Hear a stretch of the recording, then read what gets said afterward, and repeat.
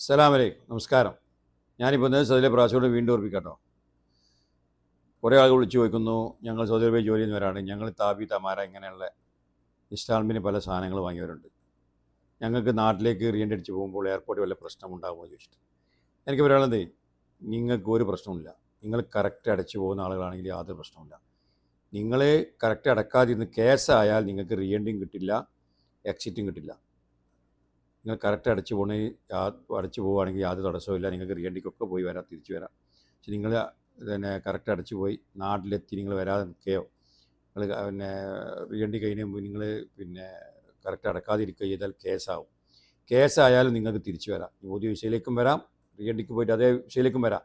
പക്ഷെ വരുന്നതിനൊന്നും യാതൊരു തടസ്സവും ഇല്ല. പക്ഷെ അവിടെ നിന്ന് ഇറങ്ങി കഴിഞ്ഞ മുതൽക്ക് നിങ്ങളത് ട്രാവൽ ബാനായി, നിങ്ങളത് പിന്നെ അടക്കേണ്ട സ്ഥിതിയിലേക്ക് വരും. അടക്കാതെ പിന്നെ നിങ്ങൾക്ക് പോകാൻ കഴിയില്ല. അത് കേട്ടോ. അപ്പോൾ നിങ്ങൾ ഏത് തരത്തിൽ ഇൻസ്റ്റാൾമെൻറ്റ് എടുക്കുകയാണെങ്കിലും അത് കറക്റ്റ് സമയത്ത് അടക്കുക. നിങ്ങൾക്ക് റീഎൻട്രിക്ക് പോകാം, യാതൊരു തടസ്സമില്ല, തിരിച്ചു വരൊക്കെ ചെയ്യാം. കേസായാലും മാത്രം നിങ്ങൾക്ക് റീഎൻട്രി കിട്ടില്ല, എക്സിറ്റും കിട്ടില്ല. നാട്ടിൽ പോയതിന് ശേഷം നിങ്ങൾ അടക്കാതിരുന്ന് കേസായാലും തിരിച്ചു വരാം.